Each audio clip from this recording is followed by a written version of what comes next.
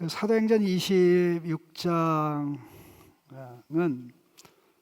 바울이 지난 짧게 얘기하면 한 30년의 인생을 정리하는 자기 변호라고 할 수가 있습니다.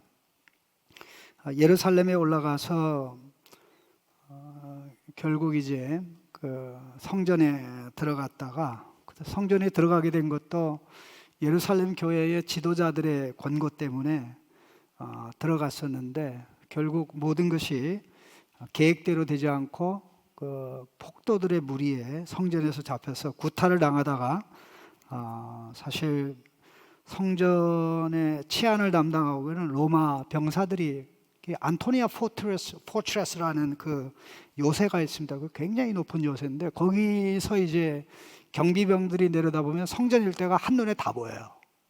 계단으로 성전 안으로 들어오는 계단이 있어가지고 제각 가서 이제 바울을 구출하는 바람에 그가 이제 살아나게 됐는데 총독의 주재 아래 이제 사내들인 법정에서 재판을 이렇게 받게 됐는데 사실 이 총독이 바울 편에 서지 않고 예루살렘에서 또 백성 가운데 영향력이 있고 권력을 가진 사람들 편에 섰어요. 그러다 보니까 재판이 부진하게 잘 진행되지 않는 상황에 특별히 바울을 이제 재판정에 내주면 그가 재판정으로 이동하는 동안 그 암살단이 개입을 해서 죽이겠다는 그런 어떤 첩보까지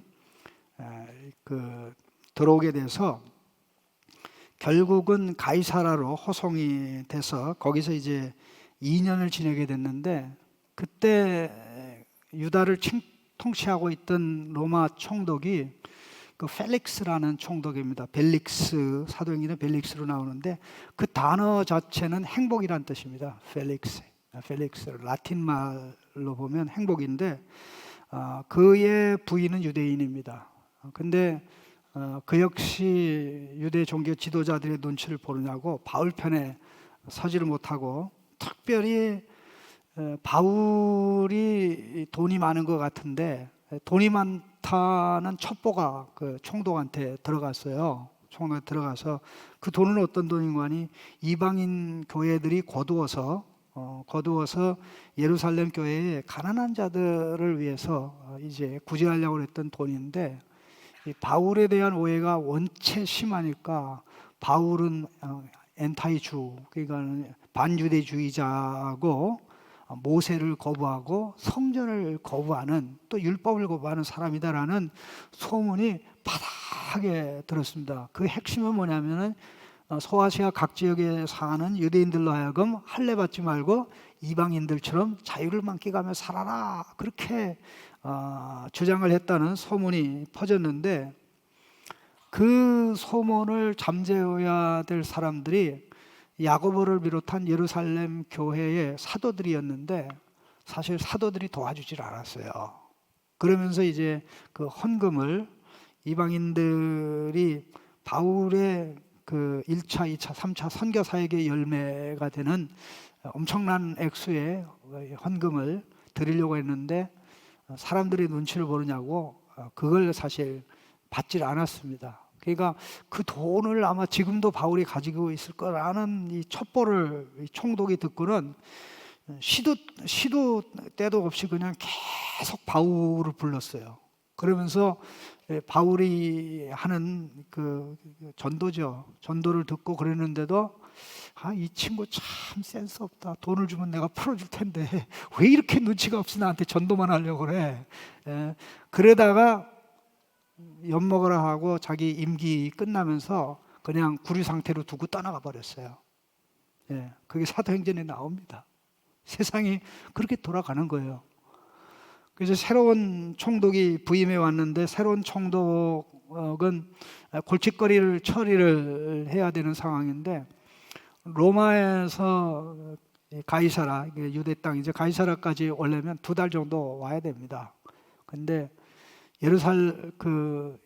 총독의 그 관저에 도착하자마자 3일 만에 예루살렘에 분하게 올라가 가지고 제가 신임 총독인데 황제의 명령을 받고 왔는데 잘 봐주세요. 협력해서 우리 평화의 시대를 이룹시다. 그렇게 이야기를 했는데 항상 언제든지 여러분 그 기억을 해야 될 게 사도행전에 이게 모든 내용이 나오는데요. 이 새로운 지도자가 바뀔 때 힘이 있는 사람들이 총독을 길을 들이려고 그래요. 그거는 고린도에서도 마찬가지고 에베소도 마찬가지고 유대인들도 마찬가지인데 그래서 우리가 협력을 하긴 하겠는데 우리 유대교를 무너뜨리는 바울이라는 그 연병이 있는데 그 연병 우리한테 내달라고 그렇게 얘기를 해서 결국 바울이 불리한 재판을 받게 되는 상황이 벌어지게 되자 나 로마 시민입니다. 로마 시민으로서는 로마 황제의 재판을 받을 상소권이 있으니까 나 상소권 행사합니다. 라고 이야기를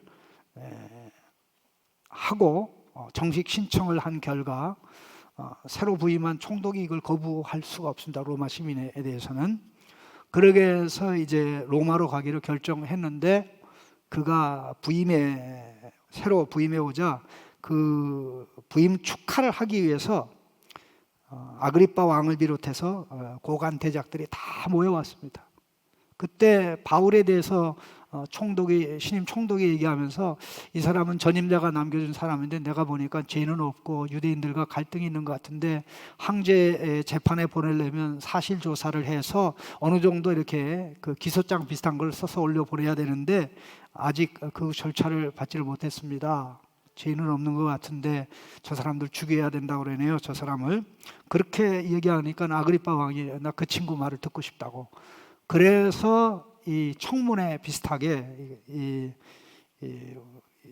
총독의 관저에 있는 이 청문회장 같은 데죠. 법정은 아닙니다. 거기에 이제 고관 대작들이 모여서 있는 가운데 연설한 내용이 26장에 기록된 정말 엄청난 내용입니다.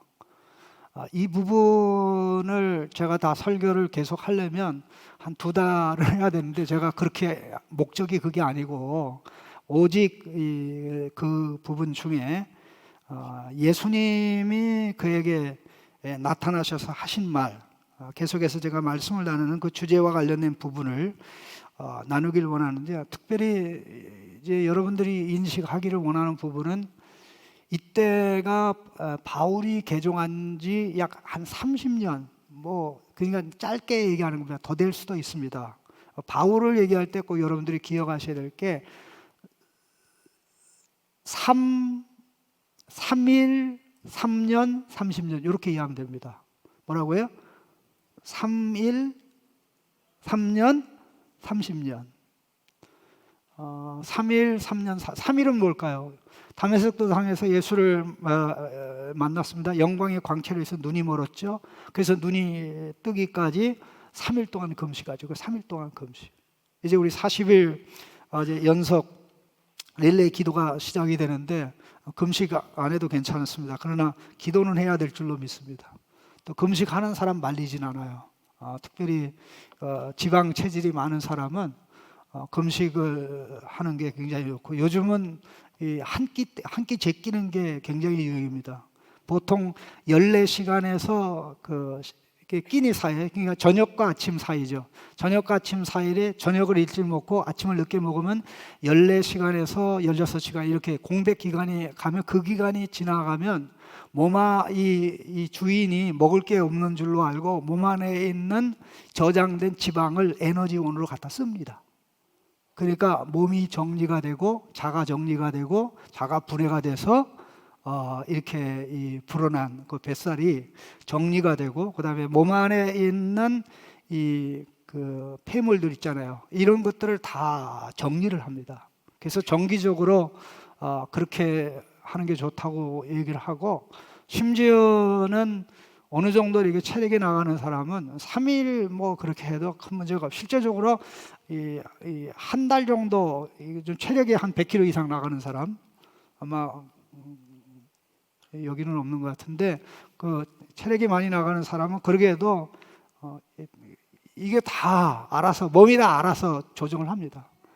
나무도 이제 광합성 작용을 못하면 자기가 가지고 에너지를 잘 조절해 가지고 전략을 내요. 그다음에 비가 많이 안 와도 나무가 이게 올해는 비가 많이 왔는데 한번 그 다음에 비가 많이 안 와서 고생을 하면 항상 물이 많은 게 아니구나 하고 나무로서 자기의 생존을 하는데, 나무로서 지혜가 있어요. 나무가 지혜 없다고, 새가 지혜 없다고 얘기하는 그런 기준이 우리 기준이, 우리하고 어떻게 비교를 해요? 비교하면 안 되지. 예? 세대갈이라고 얘기하고, 그다음에 물고기 아무것도 모른다 그래요. 물고기는 물고기로 생존하는데 필요한 하나님의 지혜를 다 줬어요. 그 차원에서 있기 때문에 그런 문제가 없는데요. 어쨌든 바울이 금식하게 된 것은 영광의 광채로 인해서 눈이 멀어서 정말 도대체 내가 인생을 어떻게 살았는가 하는 이것을 정리하면서 깨닫기 위해서 그 3일 금식을 했고, 그것도 부족해서 아나니아 토화를 통해서 눈이 회복된 다음에 어떻게 됩니까? 아라비아 강야로 갑니다. 이게 아라비아 강야로 얘기하면 그 중심에 나바티안이라는 그 무역을, 심지어 그 무역을 아라비아 광야 일대의 무역뿐만 아니라 인도, 중국에서 오는 향신료 이런 모든 것들을 다 장악해서 이끌어가는, 그로 인해서 엄청난 돈을 많이 벌었던 사람들이 나바티안입니다. 나바티안들이 살고 있는 그 지역에 가서 3년 동안 묵상을 하면서 내가 참 예수 그리스도를 만남으로 인해서 내가 얼마나 유대교에 심취했지만 내가 눈이 멀고 내가 어리석고 미련했는지를 이제 알았구나. 이제 나의 삶은 다메섹 도상에서 나를 만나 내 눈을 열어준 그분을 위해서 살아가겠다 해서 다메섹에 와서 예수 증거했는데, 다메섹에 있는 유대인들이 그를 배척하고 그의 전도를 통해 예수 믿은 사람들이 그를 다메섹에서 그 쓰레기 큰 바구니에 담아가지고 성 밖으로 내려서 예루살렘에 왔는데, 역시 예루살렘에 와서도 그를 지켜주고 보호하는 사람이 없었습니다. 사도를, 바나바의 주선으로 사도를 만났지만 결국 예루살렘 유대인들도 그를 배척해서 결국 조용히 은근슬쩍 자기의 고향 다소로, 어린 시절에 떠났던 고향으로 돌아가서 거의 한 바나바가 부를 때까지 한 9년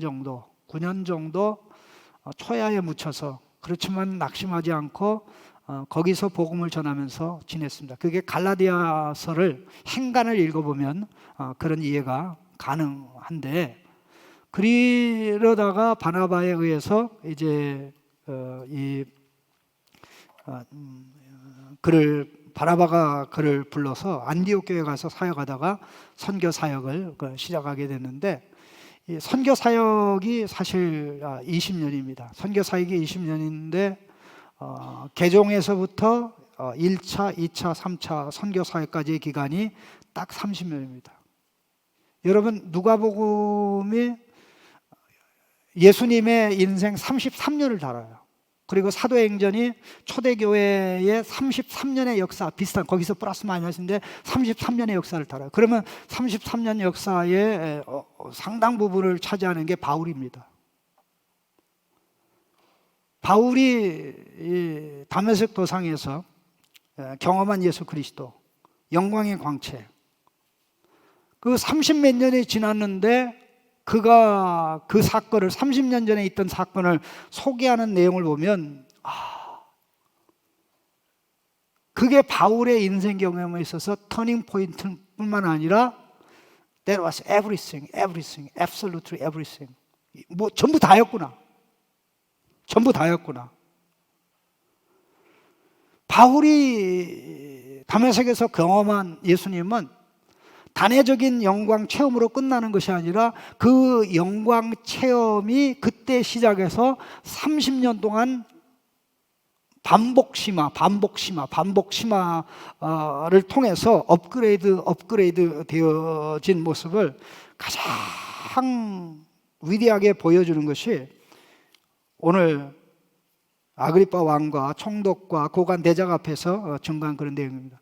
지난 30년 동안 바울이 복음을 증거하며 살았는데 이렇게 신분과 지위가 높은 사람들 한꺼번에 많이 만난 적이 없습니다.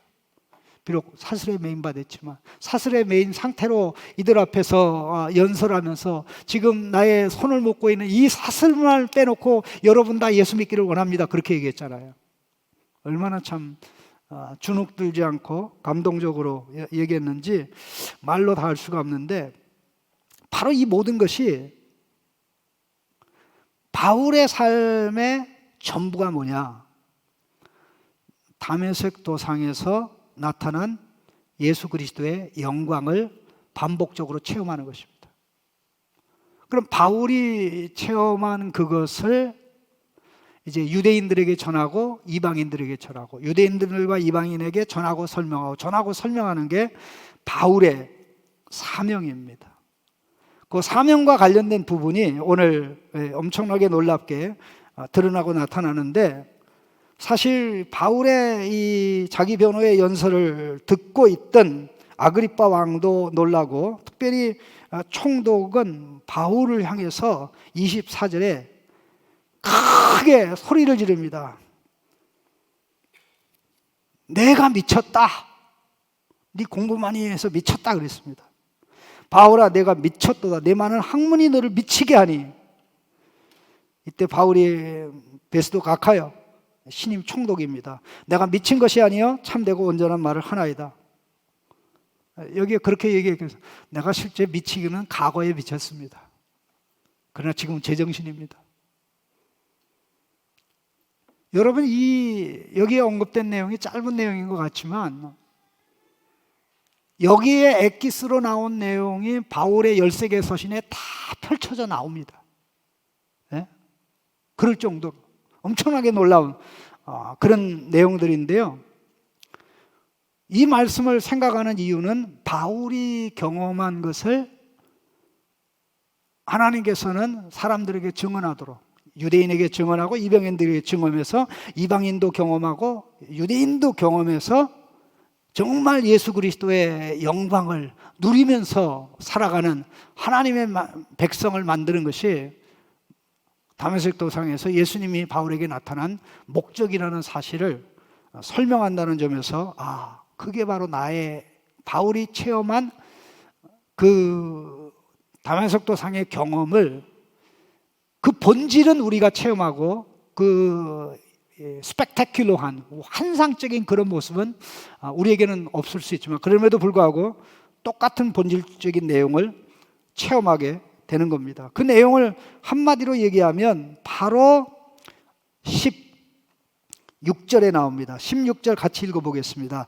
일어나 너의 발로 서라. 내가 내게 나타난 것은 곧 내가 나를 본 일과 장차 내가 내게 나타난 일에 너로 종과 증인을 삼으려 함이니. 이게 그러니까 내가 나를 본 것, 이게 다메섹 대영광 사건이죠.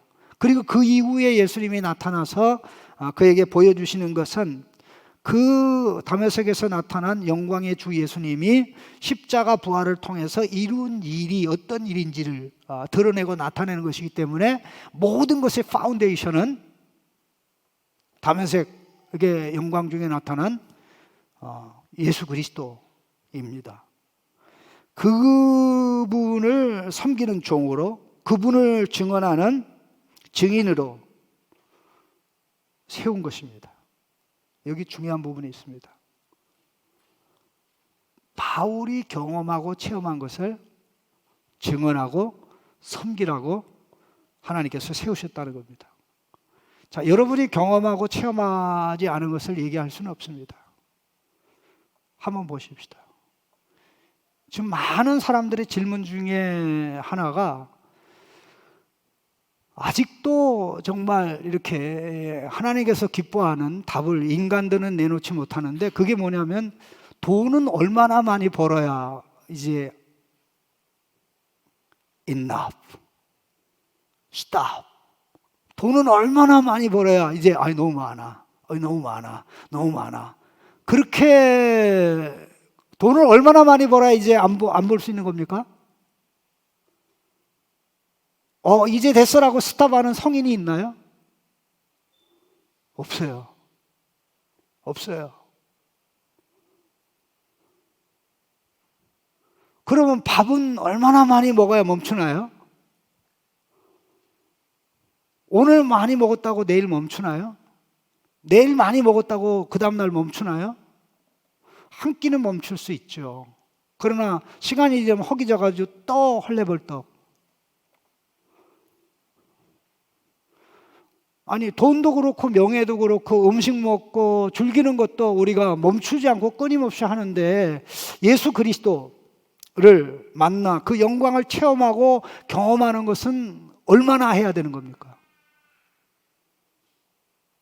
한도 없고 끝도 없다는 사실을 경험하고 체험한 사람이 바울입니다.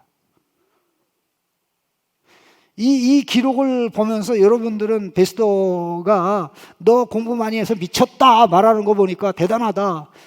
그런데 이 대단하다는 이 사람이 다메섹에서 예수를 만나가지고 깨달은 게 자기는 멍청했다는 것이죠. I was blind. 예수 그리스도를 만나기 전에는 자기가 멍청하다는 사실을 몰랐습니다. 그런데 바울의 공부가 어느 정도 공부냐면요, 이 사람은 대단한, 어렸을 때 예루살렘으로 유학 온 사람이에요. 아주 어렸을 때. 또 가정도 굉장히 부자였어요.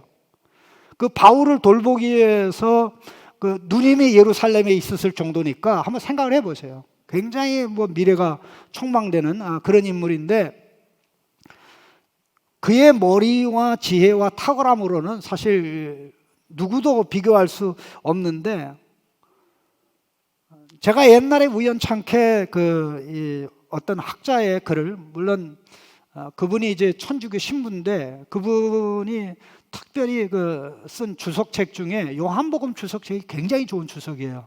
신부임에도 불구하고 이 천주교 사상을 뭐 그렇게 많이 드러내지 않고 객관적으로 하려고 엄청나게 많이 노력을 해서 내 방에도 그 책이 있고, 또 그분이 쓴 책이 사도행정도 있고 뭐 바울서신 쪽도 있고 그랬는데, 그 물의 어느 부분을 보니까 이 바울은 이 학위를 오늘날로 기준으로 한다면 학위를 몇 개 가졌을까, 그런 이야기를 하는 걸 보고 제가 깜짝 놀랐어요. 근데 그 사람은 이제 정식적인 학위를 한 게, 정식 명예박사 말고 그게 한 뭐 서너 가지 정도 되고, 명예박사에서 한 10개 정도를 가지고 있어요. 10개 정도를 가지고 있는데 바울은 몇 개를 가지고 있을까 그러겠는데, 내 기억이 정확하다면 바울은 한 30개는 가지고 있었을 거다. 근데 30개를 가지고 있을 것이라는 바울이, 내가 예수 그리스도의 영광의 안경을 쓰고 나서야 비로소 내가 맹인이었다는 사실을 알게 됐다고 선언한다. 이게 다메섹 사건이에요. 멀리 있는 것은 만안경을 써야 됩니다. 그래야 보여요. 너무 가까이에 있지만 작은 것은 또 현미경을 갖다 들이대야 보입니다. 예?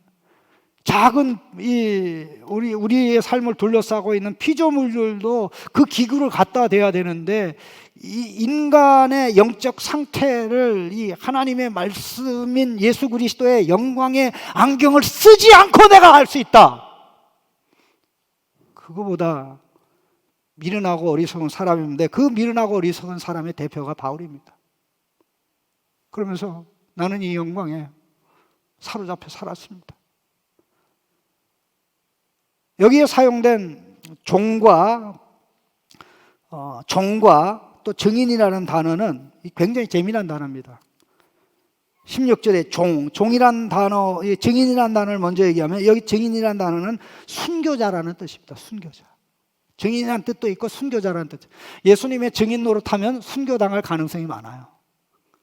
예수님의 증인 중에 최초로 순교한 사람이 스데반인데, 그는 증인이요 순교자였습니다. 그 순교자라는 단어하고 증인하는 똑같은 단어고, 여기 종이라는 단어는 이 밑에서 섬기는 사람이라는 뜻입니다. 밑에서 그러니까 가장 낮은 자리에 섬기는데, 이 옛날에 배들은 이제 그 갤러 같은 거, 이 전투함 같은 경우는 동력에 의해서 가는 게 아니라, 동력을 누가 제공합니까?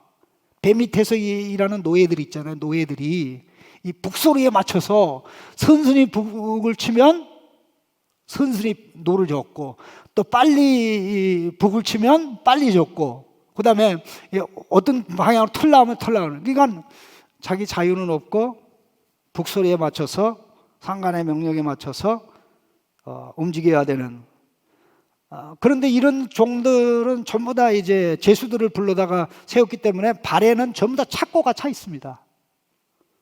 나는 예수 그리스도의 은혜의 사슬에 붙잡혀 내 주체성과 주권성과 내 의지를 가지고 살아가는 것이 아니라 예수 그리스도가 나의 의지, 예수 그리스도의 뜻이 나의 뜻이 되어 그분의 명령에 따라 나는 그분을 드러내고 나타내는 분입니다. 이런 자로 하나님이 바울을 세웠던 거죠.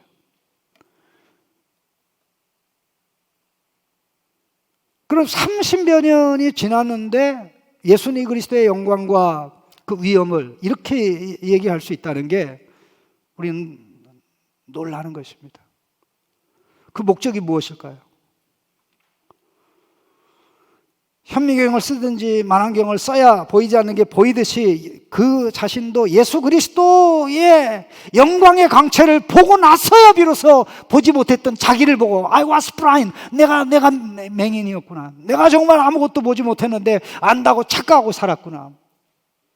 이제는 나는 그분의 빛을 받아서, 영광의 빛을 받아서 살아갑니다. 그렇게 말할 뿐만 아니라 30년 그렇게 살았는데 그게 크리스찬 하나님의 아들, 딸인 저와 여러분의 삶인 줄로 믿습니다.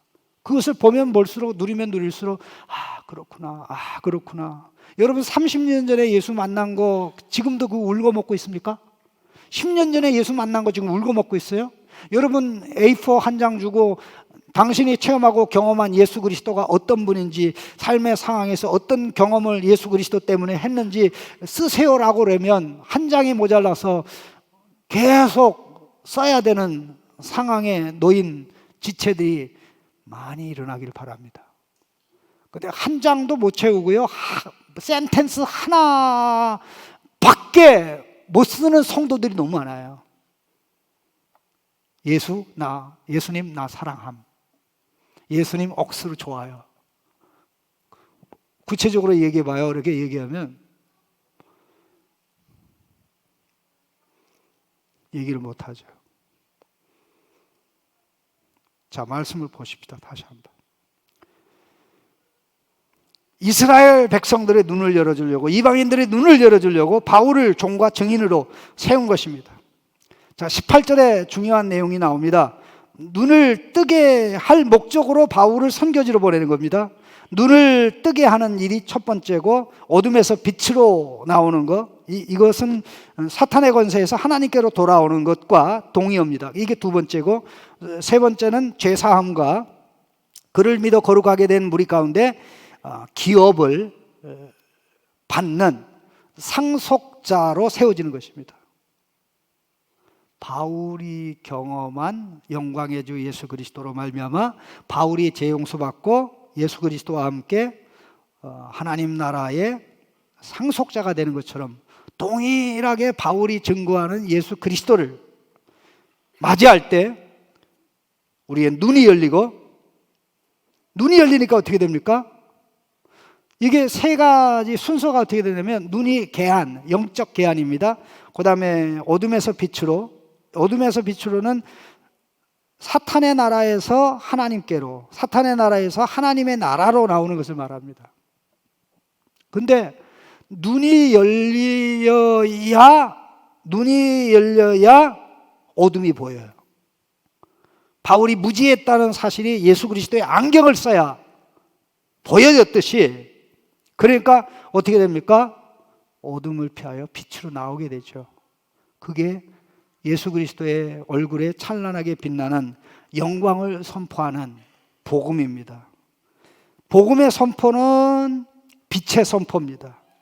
빛을 선포하는 자가 예수의 증인인데, 예수의 증인이 빛을 선포할 때 이것은 예수님이 친히 빛을 선포하는 것하고 똑같습니다. 23절 말씀에 그리스도가 고난을 받으실 것과 죽은 자 가운데서 먼저 살아나사 이스라엘과 이방인들에게 빛을 전하리라 함이라. 빛을 전하라. 분명히 바울이 빛을 전하는데 그 빛을 전할 때 빛을 경험하고 체험하도록 하시는 분이 예수님께서 보낸 성령이죠. 그러니까 어떻게 됩니까? 눈이 탁 열려요. 죽은 자가 살아나니까 의식이 딱 생기잖아요. 그러니까 어둠을 피해서 빛으로 나오죠. 그 빛의 중심에 누구도 가까이 갈 수 없는 예수 그리스도의 아버지 하나님이 계시죠. 예수 그리스도의 아버지 하나님이 복음에 반응할 수 있도록 우리를 살리시고 거기에 반응하니까 우리를 예수님 때문에 아들로 딸로 받아줘서 우리의 운명이 새롭게 바뀌는 것입니다. 바울 서신을 보면 이 내용에 가득 차 있습니다. 솔직히 말해서. 제가 마음만 먹으면 내년 1년을 그렇게 얘기해도 끝이 안 나요. 네? 끝이 안 나요.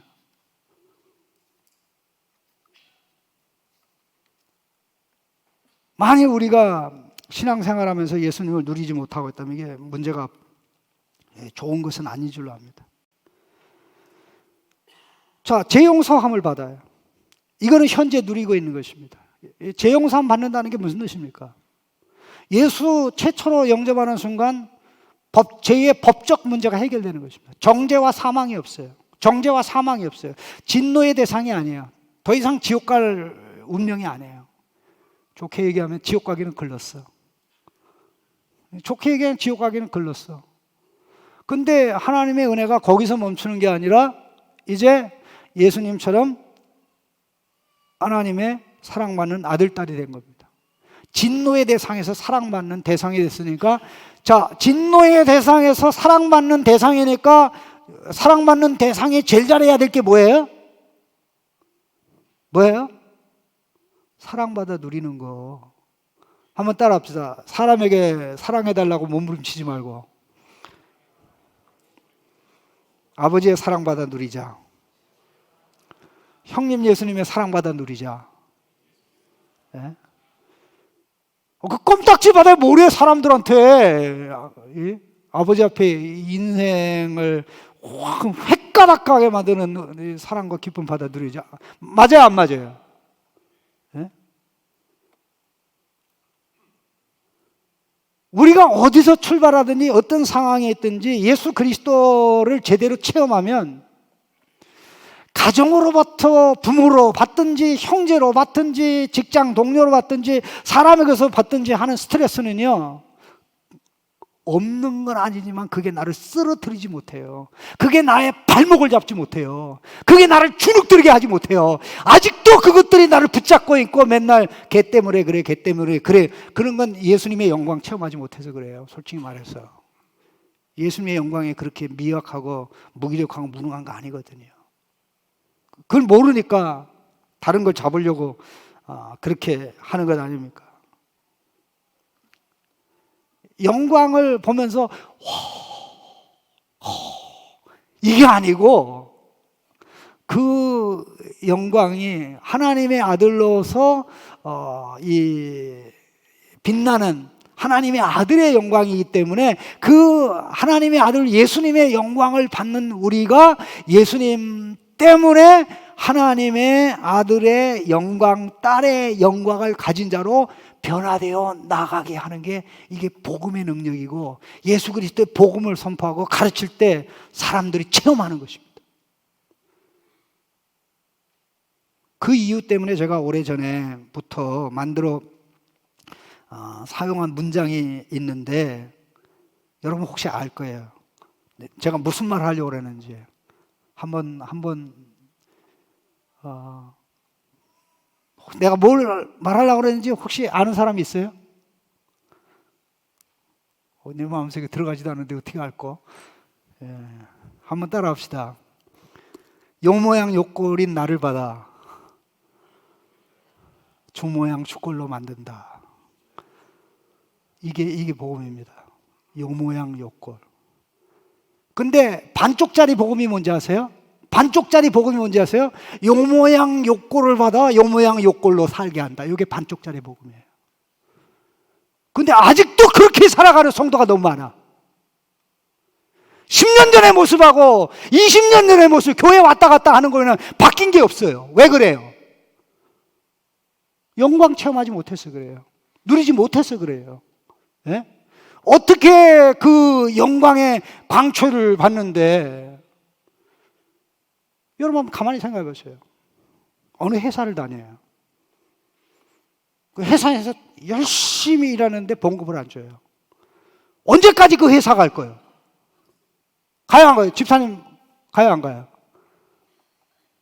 당장 때려칠 거 아닙니까? 그러면 돈의 영광도 굉장하거든요. 권세 영광도 굉장하거든요. 그 권력의 자리에 올라가지 않을 사람들이 목숨 걸고 권력의 자리에 올라가니까 나라가 힘들고 여러가 힘들고 그런 사람들을 뽑아주는 국민이 있으니까 함께 힘드는 그런 일들이 벌어지는데, 우리가 영광을 추구하려면 진짜 영광을 추구해야 돼. 그렇죠? 진짜 리얼 파워, 리얼 글로리, 진짜 영원히 남는 그 영광과 권세가 뭡니까? 예수 그리스도 안에 있는 하나님 아들의 영광과 권세 아닙니까? 그 영광과 권세를 우리가 받아들이는데 우리가 뭐 돈을 많이 갖다 바쳐야 되나요? 그것도 아니잖아요. 근데 그걸 받아 누리지 못하고 있을 텐데 결국 어떤 결과가 일어납니까? 바울은 예수 그리스도 안에 빛나는 하나님의 영광, 그것이 하나님의 영광이면서 예수님의 영광이고, 그것이 예수님의 영광이면서 교회는 예수님의 몸이기 때문에 교회의 영광이죠. 우리는 교회의 몸을 구성하는 지체들이기 때문에 나의 영광이 되는 거죠. 그러면 가장 많이 이것을 체험해야 될 자가 복음의 능력과 복음의 영광과 위력을 가장 많이 알고 체험하고 누려야 될 자가 저와 여러분인 거죠. 바울은 그렇게 산 거예요. 그렇게 살았기 때문에 죄인으로 사슬에 매여 로마에 가는 것이 부끄럽지 않고 안타깝지 않았다는 것입니다. 죄 용서받아 이제 우리가 상속자로 내정이 됐는데 때가 되면 상속을 받게 됩니다. 영원히 남는 나라. 갈라디아에서 말씀하면서 제가 이야기를 했습니다마는 바울의 머릿속에는 지금은 부활의 시대라는 사상이 가득 차 있었어요. 이 26장에도 나와요. 이걸 가지고 설교를 할까 생각했는데 그러면 시간이 또 많이 가고 또 계속 얘기해야 되기 때문에 그냥 절제하기로. 예? 지금은 부활의 시대. 부활의 시대에 우리가 경험하는 영광과 존귀는 영원한 거거든요. 점점 커지는 거거든요. 작은 영광에서 큰 영광, 커에서 더 큰 영광, 더 큰 영광에서 더 큰 영광, 더 큰 영광, 더 큰 영광으로 나가는, 이게 농담이 아니고 진담이고 허상이 아니고 실제인 줄로 믿습니다. 예수님을 하나님의 아들로, 예수님을 나의 유일한 구주로 고백하며 복음에 제시된 예수 그리스도를 끊임없이 사모하고 바라보면서 나가는 삶을 살아가는 사람은 내가 경험한 내 인생을 바꾼 예수님, 나의 삶의 의미를 되찾아준 예수님, 내가 하는 일의 가치를 작은 일에도 깨닫게 하시는 예수님, 그것을 경험하고 체험한 사람은 잠잠할 수가 없어요. 눈 감고 살 수가 없어요. 예수님을 얘기하지 않고 살 수가 없다. 이런 은혜가 있도록 하나님이 바울을 세웠고, 그래서 바울을 얘기할 때 GP로 얘기해요. 혹시 여러분 알아요? 나쁜 GP가 있고 좋은 GP가 있어요. GP, 나쁜 GP, 좋은 GP. 한번 추측해 보세요. 뭘까? 이 기로점에 다메섹 사건이 있어요. 그 다메섹 사건이 이전에 나쁜 GP. 휴전선에 있는 GP 얘기하는 거 아니에요. 나쁜 GP, Great Persecutor, Great Persecutor. 이게 나쁜 GP죠. 대핍박자 사울, 대북박자 사울. 그게 바나미 사건이에요. 그런데 좋은 GP가 뭐예요? 대전도자, 대선포자 바울. 이 중간에 뭐가 있어요? 다메섹 사건이 있어요. 다메섹 사건은 바울에게만 있는 구원의 경험이 아니라 우리에게도 하나님이 받아 누리게 하시는 구원의 영광 경험입니다. 구원의 이 엄청난 영광 경험을 붙들고 나갈 수 있길 바라고요. 40일 우리 연속 기도를 하면서 여러분 목숨 걸고 기도하길 바랍니다. 내가 신앙생활 하긴 했는데 내가 재수없게 예수 믿는 가정에 태어나서 교회를 떠날 수 없다라고 생각하고 지금도 나오고 있다면 이제 정신 차리세요. 하나님, 내 눈을 열어 주옵소서. 내 눈을 열어 주옵소서. 내가 재수없게 믿는 자 가정에서 태어나 교회를 떠날 수 없게 된 게 아니라 내가 얼마나 복된 가정에서 태어나서 예수님을 버릴 수 없게 됐는지, 이거보다 복된 운명이 없는데 내가 이걸 깨닫지 못하고 살았으니 내가 이제야 복음의 망치에 얻어맞아가지고 영광의 빛이 번쩍번쩍하는 자로 살아가기를 원합니다. 하나님 도와주시고 역사해주세요. 아직 기도했는데 기도 응답받지 못해가지고 하나님 계신 거 맞아? 예수님 계신 거 맞습니까? 그런 사람이 있으면 하나님 살아계신 거 이번에 체험하도록 도와주세요. 사람이 다 체험하고, 제발 좀 많이 체험하고 많이 경험해가지고 좀 간증 좀 하세요. 간증 좀. 예? 아멘? 예. 기도 제목 나오잖아요. 오늘 화면에 나온 거 봤죠? 안 나왔나? 아까 나온 것 같아요. 기도하십시다. 우리 내일부터 시작이 되는데 뭐 금식을 해도 되고 금식 안 해도 되고 오히려 기도 힘있게 하려면 밥 열심히 세게 먹고 더 세게 기도해도 돼요. 그러나 중요한 것은 이때 함께 기도하는 가운데 나의 좌표를 세우고 이렇게 아름답게 나가게 되는 이런 역사가 일어나길 원하고, 특별히 우리 사부 예배가 더 힘있게 나가고 더 많은 지체들이 정말 이 자리에만 오면 우리 주님의 임재를 느끼고 체험하는, 하나님의 성령이 우리를 만지고 어루만져서 감정이 치유되고 사상이 치유되고 멘털이 건강하게 되고 삶의 방향이 바른 방향으로 가게 되는 역사가 있도록 하나님 도와주시고 역사해 주십시오. 이끌어 주십시오. 우리 같이 기도하겠습니다.